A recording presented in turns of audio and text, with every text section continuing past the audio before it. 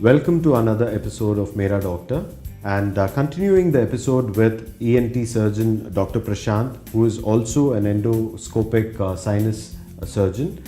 We would be covering sinus today. We're going to talk about sinus. So, Dr. Prashanth, when people say that I have a sinus problem, does that necessarily mean that sinus itself is a problem, or what is sinus?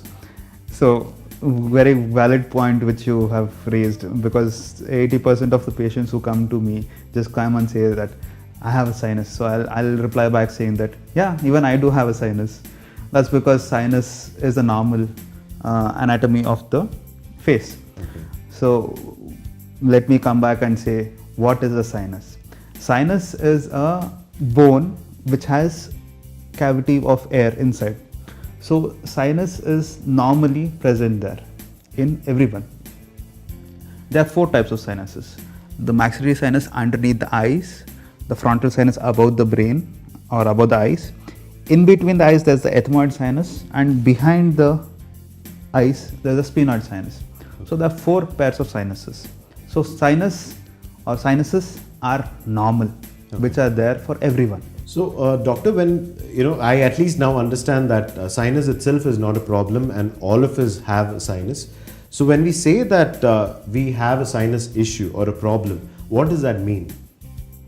So, you're talking about sinusitis. Mm-hmm. So, what is sinusitis? It's the inflammation of the sinuses. So, sinuses, when they get inflamed, either because of allergy or because of any kind of inflammation, what happens? The whole mucosa, the whole inside of the sinuses get inflamed, and it will get filled with pus.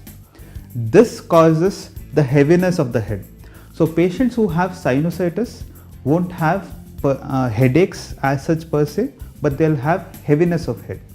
Okay, so is that different from migraines? Because I've heard many people say that I've got a migraine, it could be because of sinus. Is that completely related or unrelated? Yes, both are unrelated. Okay. So migraine is associated with the blood vessels inside the brain. Mm-hmm. Sinuses are outside the brain. Sinuses or sinusitis, when the symptoms are occurring, you'll have a blocked nose, a runny nose, a heaviness of head. So those are the common symptoms of sinusitis. And does that mean that somebody who has a sinus issue or sinusitis can just self-medicate, or is it recommended at all to self-medicate? Well, self-medication, the best thing which I would suggest for all my patients is steam inhalation. That's the best medication which I keep giving my patients every day. So if you want to medicate yourself, do steam inhalation. Beyond that, kindly visit a doctor. Don't self-medicate. Okay. So does that also mean that when we talk about sinusitis, it's just the formation of mucus within the sinus, right? So self-medication in terms of having steam inhalation, that would reduce the symptoms alone, or even the cause? Does that affect the disease or the problem itself? It basically cures the whole blockages. Why does sinusitis occur? It's because of the blockage of the opening of the sinus. Mm-hmm. So once the sinus opening gets blocked, the inside gets accumulated. Mm-hmm. That leads to sinusitis. So with steam inhalation, the sinus opening will open. Mm-hmm. So it will normally drain out the mucus. So it will basically reduce the symptoms and also treat the underlying cause. So doctor, what I understand is it's easy to treat at home. So does a patient have to just continue treating at home, or when does he have to seek help from a doctor? So you can treat your sinusitis if it's in the initial stages by just steam inhalation. So initial stages is usually when you have a cold. The first 1 or 2 days, it should totally reduce. Beyond 2 days, if you continue to have a cold, you need to visit a ENT surgeon. And I know that cold could be a completely different topic, but when we talk about it related to sinus, does that mean that symptoms of cold, which normally people experience, can also just be because of sinus and not really an issue as such?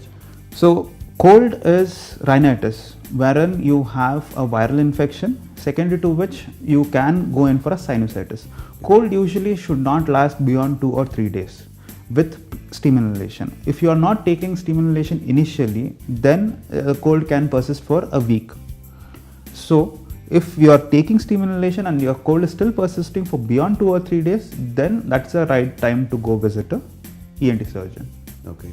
And if I'm any common man, how does he identify that he has a problem with the sinus? Or is it something that is normal for all, and once in a while we just come across this issue? So patients who have sinusitis will have long-term symptoms. It's not like just someone having a cold and being okay. No. Patients who have sinusitis will have prolonged heaviness of head for more than 6 weeks. Okay. Patients who have severe associated nose blocks and sneezing associated with it will have these sinusitis issues. So it is not a short-term acute cause. It's more of a long-term, prolonged, chronic cause. So does that mean that when a person is got cold and they treat the cold, if they're able to treat the cold in the initial stages, they may not even get to know if they've got sinusitis? So again, sinusitis is a chronic illness which is there for more than 6 weeks. If anything is less than 6 weeks, it's called subacute. If it's less than 1 week or 2 weeks, it's called acute. So patients who have issues for more than a week is when you need to go to a doctor. If you have not taken steam inhalation. If you have taken steam inhalation, then in 2 days time you should be okay. If at all you are not feeling okay, come and visit a doctor. And so the other thing that I understand is that as in sinusitis endoscopic surgeon, you would be performing surgeries within that, right? What does that intake? Does that mean that when sinusitis crosses a certain boundary or a limit, you have to undergo a surgery, or is it something as a precaution to cure it? So when I'm talking about endoscopic sinus surgery, I do the surgery only in cases where beyond 6 weeks of antibiotic treatment, or if you have symptoms beyond 6 weeks and still you are having no relief with any kind of medications, that's when we go for a surgery. So when I talk about the surgery per se, I'll be operating through the inside of the nose, opening up the sinus blockages. So by opening up the sinus blockages, I will create the flow of the mucus. So that will relieve the symptoms. Not everybody who's got sinusitis will have to go through a surgery. No, not all.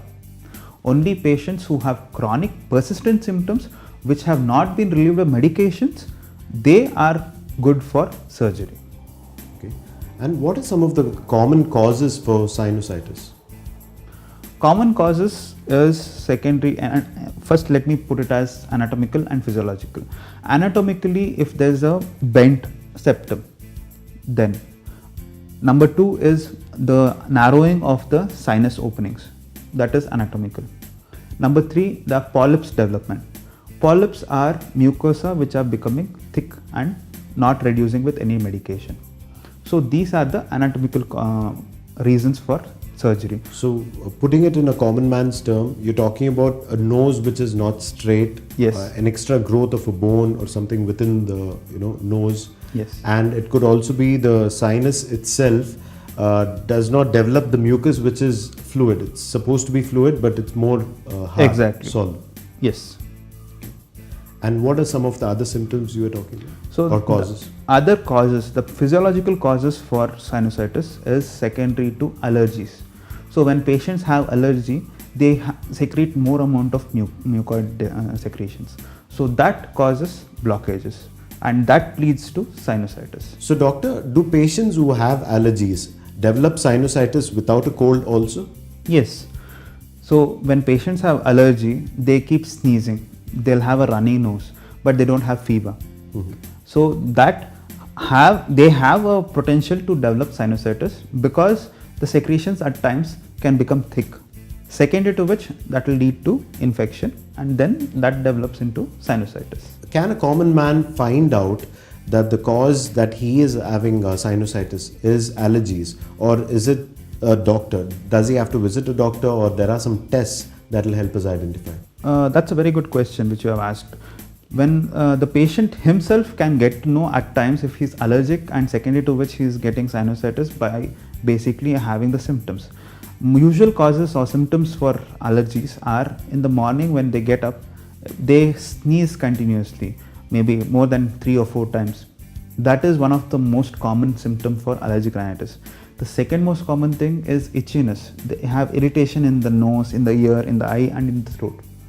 So that's the second most common symptom. And yeah, the definitive diagnosis would be helpful if they go and visit the doctor, following which the doctor will evaluate and suggest what is the diagnosis. So doctor, in India we don't do a lot of these allergy tests, right?